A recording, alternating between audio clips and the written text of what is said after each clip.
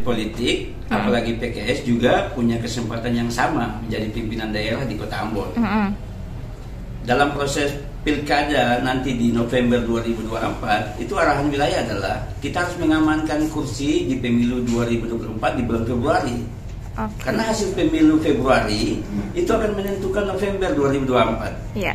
Jangan sampai kita hilang konsentrasi, tidak fokus di Februari, hanya kita juga melek di November. Nah, sekarang tugas PKS Kota Ambon adalah peningkatan kursi dan jumlah suara pemilih.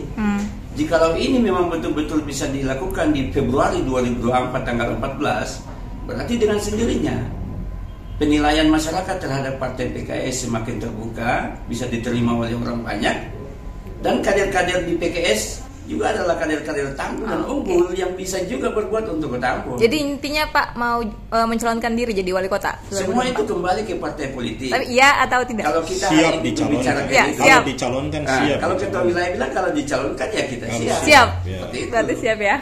Oke Pak. Terima kasih sudah nonton. Jangan lupa like, subscribe, dan share ya.